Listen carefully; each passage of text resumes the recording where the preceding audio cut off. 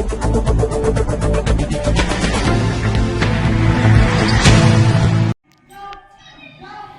मैं कोनिका दास। मैं मौजूद हूँ गौड़ा उस्मानपुर में, जहाँ मेरे साथ प्रधान प्रतिनिधि के रूप में पंकज मिश्रा जी मौजूद है।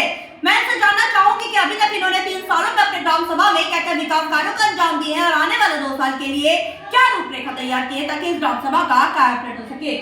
आपका पंकज जी हमारे शहर में बहुत बहुत स्वागत है। बहुत बहुत धन्यवाद। आपने अभी तक 3 सालों में अपने ग्राम सभा में क्या क्या विकास कार्य करवाए हैं? देखिए, सबसे पहले तो हमने गांव में अपने ये समझा कि स्वच्छता को लेकर एक बहुत बड़ा इसमें एक कदम उठाया जाना बहुत आवश्यक था। तो हमने सबसे पहले यहाँ पे कार्य शुरू किया कि गांव का लगभग 90% जो ड्रेनेज सिस्टम है हमने उसको सब कुछ अंडरग्राउंड कर दिया है। अब कोई भी आपको खुली नाली नहीं मिलेगी और हमने बाकायदे हर एक नाली को डिमार्केशन किया है ब्लैक और येलो कलर के साथ में, ताकि लोगों को पता चले कि इसके आसपास आपको गंदगी नहीं करनी है और स्वच्छता को मेंटेन करना है। आवास कितने आवंटित हुए? करीबन 38 आवास हमारे यहाँ पे आवंटित हो चुके हैं। शौचालय 125 के लगभग। अच्छा, स्वच्छ भारत मिशन में आपकी क्या राय है? स्वच्छ भारत और स्वस्थ भारत, स्वच्छता को लेकर आप अपने ग्राम सभा में क्या क्या काम कर रहे हैं? स्वच्छता को लेकर के हमने करीबन 4 से 5 यहाँ पे कैंप्स ऑर्गेनाइज किए हैं, जिसमें काफ़ी संस्थाओं से हम लोगों को मदद मिली है। दूसरी है कि हमने यहाँ पे एक 24 घंटा एम्बुलेंस सर्विस शुरू की है। दूसरा है हमने यहाँ पे 24 घंटा एम्बुलेंस सेवा की एक शुरुआत की है, जो लोगों के लिए टोटली निःशुल्क है। और उसी के माध्यम से यहाँ पे जो नज़दीक सरकारी हॉस्पिटल है वो है त्रिवेदीगंज। तो हम लोग वहाँ तक लोगों को पहुँचाने की पूरा प्रयास करते हैं कि समय पर लोग वहाँ तक जा सकें। ओडीएफ प्लस में आपकी ग्राम सभा हो चुकी है? जी, हो चुकी है। आरआरसी सेंटर वगैरह कंप्लीट है? हाँ, आरआरसी सेंटर बन चुका है। कूड़ा गाड़ी आ चुका है? कूड़ा गाड़ी भी आ चुकी है। अनुमान क्या होता है कि हम लोग जिस भी ग्राम सभा में जाते हैं तो अनुमान बहुत शिकायतें मिलती है नालियों की, पर आपके यहाँ नालियों की कोई शिकायत नहीं मिली, इसका रीजन क्या है? जी, तो हमने सबसे पहले उसी पे काम शुरू किया। 2021 से हमने उसकी शुरुआत कर दिया था। ये ओडीएफ में गांव आने के पहले से हमारे गांव में 90% नालियां सब अंडरग्राउंड हो चुकी थी। तो उसकी वजह से क्या हो रहा है कि कुछ भी नालियां खुली नहीं है, कोई भी गंदगी नहीं है और आपको बहुत कम मच्छर मिलेंगे। इसीलिए शायद मेरी जानकारी से सबसे कम डेंगू के केसेस शायद हमारी ग्राम सभा से हुए थे। बिल्कुल एग्जैक्टली, यही सर्वे में भी, हमारे भी सर्वे रिपोर्ट में यही है। अच्छा, अगर मैं बात करूँ स्वास्थ्य की, तो हमारे उप मुख्यमंत्री दिनेश पाटिल जी स्वास्थ्य मंत्री हैं, स्वास्थ्य के प्रति काफी जागरूक भी है। तो आपने कोई पैरामीटर तैयार किया स्वास्थ्य को लेकर? कुछ दिन पहले आपके यहाँ कैंप भी लगा था, तो और क्या माइंड में चल रहा है स्वास्थ्य को बेहतर बनाने के लिए? मुझे ऐसा लग रहा है कि इनको हर एक ग्राम सभा के ऊपर एक छोटी सी क्लिनिक चालू करनी चाहिए, एक मिनी क्लिनिक टाइप में होना चाहिए। और वो मौजूदा इंफ्रास्ट्रक्चर में आप अपने पंचायत भवन से भी उसकी शुरुआत कर सकते हैं। बस खाली आपको कुछ डॉक्टर्स, कुछ नर्सेस और कुछ जो टेस्ट होते हैं उनको आपको यहाँ पे खाली अलॉट करना है। तो ये बहुत इजीली हो सकता है, कोई बहुत बड़ा काम नहीं है। अगर गवर्नमेंट चाहे तो क्या चीज़ नामुमकिन है, और हम लोग उसमें पूरा सहयोग करेंगे एज अ प्रधान। एक शिक्षा का स्तर आगे बढ़ने पर, एक शिक्षित प्रधान बनने पर यही टेक्नोलॉजी लेकर आते हैं, जैसे कि आप सोच रहे हैं। बहुत अच्छी सोच है आपकी और एक शिक्षा का आप स्तर को आगे बढ़ा रहे हैं। तो आपसे मैं ये भी जानना चाहूंगी कि आपकी ग्राम सभा में सब कुछ तो अच्छा दिखा, लेकिन एक चीज की कमी जो ग्राम सभा के वासी लोग कहे कि यहाँ बारात और शमशान घाट न होने के कारण जो गरीब तबके के लोग हैं उन्हें शादी ब्याह में समस्या रहती है, तो इसका निवारण आप कब तक करवा देंगे? ये हमारे चुनाव के पहले ये हमारे संकल्प पत्र में था कि हमें यहाँ पे अंत्येष्टि स्थल बनाना अति आवश्यक है। ये बहुत बड़ी यहाँ की आवश्यकता है। सबसे बड़ी दिक्कत यहाँ पे आती है कि यहाँ पे खाली भूमि नहीं मिल रही है जो कि ग्राम सभा की है। हम लोग ने कई सारे इसके सर्वे किए हैं, लेखपाल जी भी आए थे, उन्होंने भी काफ़ी प्रयास किया है। बस इसी के लिए दिक्कत है, वरना अब तक तो शायद हम लोग ने अपने ही कोटे से उसको बनवा दिया होता। मैं पूरी ग्राम सभा में सर्वे कर रही हूँ, पूरे उत्तर प्रदेश में सर्वे कर रही हूँ और बहुत से प्रधान को ये मालूमात नहीं है कि जैसे आप कोई भी चीज़ आपकी ग्राम सभा में नहीं है, चाहे वो बारात घर हो, शमशान घाट हो, उसके लिए आपको लिखित आवेदन करना है। उसकी प्रतिलिपि आप अपने विकास भवन में दीजिए, ब्लॉक में दीजिए, एसडीएम को दीजिए, उसकी प्रतिलिपि आप मुझे भी व्हाट्सअप करिए, आपका निवारण जरूर होगा। ठीक है, शायद इसके बारे में हमें पूरी जानकारी नहीं थी, बट आपने बताया है तो इसके आपके माध्यम से हम लोग आगे तक बढ़ेंगे, हमारी और प्रयास करेंगे। बिल्कुल बिल्कुल। मैं आपसे ये जानना चाहती हूँ कि आपका कोई सपना जो आप अपनी ग्राम सभा के लिए करना चाहते हैं, जो किसी प्रधान ने नहीं किया हो, आप करना चाहते हैं? देखिए, मुझे लग रहा है कि शिक्षा और स्वास्थ्य ये दोनों बेसिक आवश्यकताएं हैं जो कि गवर्नमेंट को देना चाहिए। और हालांकि इंफ्रास्ट्रक्चर भी बहुत एक मायने रखता है, और वो इंफ्रास्ट्रक्चर तो काफ़ी हद तक प्रधान लोग उस पर फोकस करते हैं।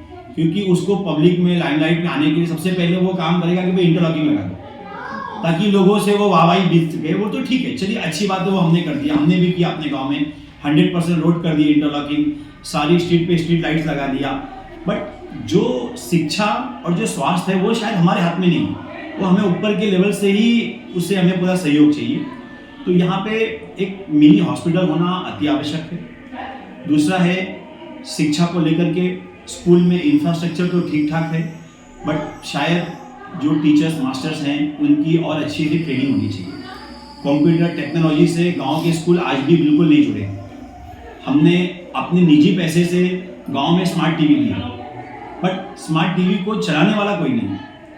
शायद इतने अच्छे शिक्षक हैं, बट उन्हें उस स्तर पे शायद ट्रेनिंग ही नहीं दी जा रही है कि वो आगे के बच्चों को वो शायद उसके लिए तैयार कर सकें। जैसे कि हमारी सरकार कहती है डिजिटल इंडिया, जब ये टेक्नोलॉजी की ज्ञान नहीं रहेगी तो डिजिटल इंडिया बनेगा कैसे? डिजिटल इंडिया कभी नहीं यहाँ पे आएगा, क्योंकि यहाँ पे पहली बात तो लाइट की सुविधा नहीं है। आपको चाहिए गवर्नमेंट को कि हर एक स्कूल में कम से कम 16 लाइट दे दे कंपल्सरी, ताकि जो स्कूल का पीरियड होता है कम से कम उसको लाइट तो मिले, तब तो कंप्यूटर चलाएगा।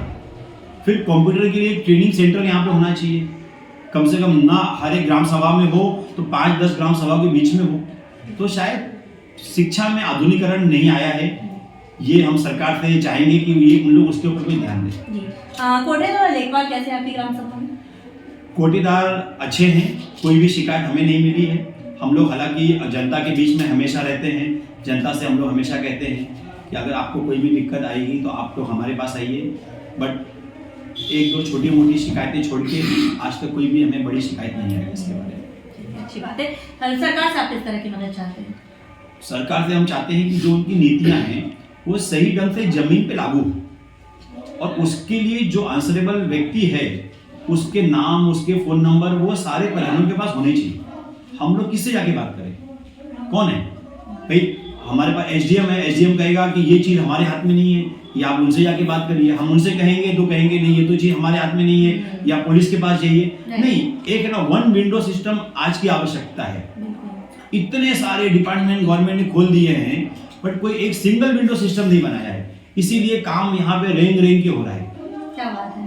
तो हम लोग तो यही चाहेंगे कि एक सिंगल विंडो सिस्टम सारी ग्राम सभाओं के लिए हो। एक हमारी जो भी शिकायत है वो एक ही व्यक्ति के पास जाए, वही उसका निराकरण करे, ना कि हमें हर एक विंडो पे भेजा जाए। हमारे साथ प्रधान जी मौजूद है। इनका साफ तौर पे कहना है कि इन्होंने अथक प्रयास किया ताकि इस ग्राम सभा को नंबर 1 ग्राम सभा बनाया जाए। जैसे कि इन्होंने साफ तौर पे कहा, इनका ड्रीम प्रोजेक्ट इनका सपना इस ग्राम सभा में स्वास्थ्य विभाग को बेहतर बनाना, साथ ही साथ आधुनिकीकरण को लाना, ताकि यहाँ डिजिटल मीडिया एक तरीके से आधुनिकता के तौर पर काम करे। जो बच्चों को प्रशिक्षित कर रहे हैं उनकी टीचर्स भी ज्ञान हो, उन टीचर को भी ज्ञान हो। जिस तरह हम लोग ग्राम सभा में सर्वे किए थे, बहुत सी जनता हमसे मुखातिब हुए थे, जिनका कहना था जैसे बारात घर न होने के कारण यहाँ पे समस्याएं हो रही है, जिस पर इनसे मेरी चर्चा हुई और इन्होंने साफ तौर पे कहा कि इनका ड्रीम प्रोजेक्ट ये भी है कि यहाँ पे चाहते हैं कि बारात द्वार शमशान घाट हो, जिसके लिए लिखित आवेदन करने वाले, जिसके प्रतिलिपि हम सरकार तक जरूर पहुंचाएंगे। जब हम ग्राम सभा में सर्वे किए तो उन्होंने ये बात कही और हमें इनसे पूछा तो इन्होंने ये बात कही। अब मुझे उम्मीद है कि इस पर ये जल्द से जल्द काम करेंगे, और मुझे उम्मीद भी है जिस प्रकार आप काम करते आए वैसे ही काम करते रहेंगे। बिल्कुल, हमारा तो पूरा प्रयास रहेगा इसके लिए। वीडियो जर्नलिस्ट सती प्रताप सिंह के साथ मैं कनिका दास, आई न्यूज़ उत्तर प्रदेश, लखनऊ।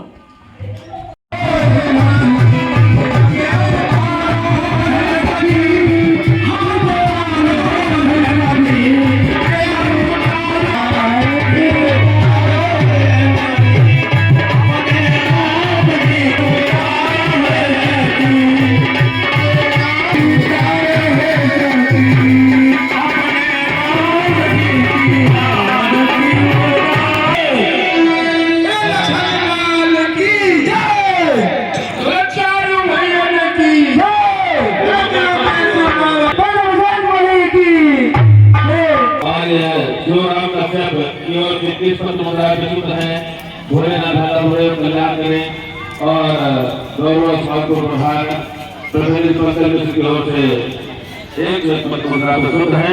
एक सभी दानदाताओं को भोलेनाथ भला भोले और कल्याण करें।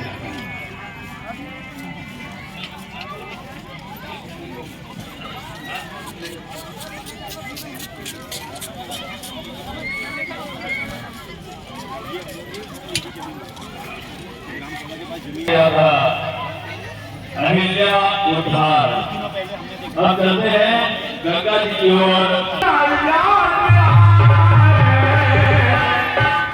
तुम्हें भूलना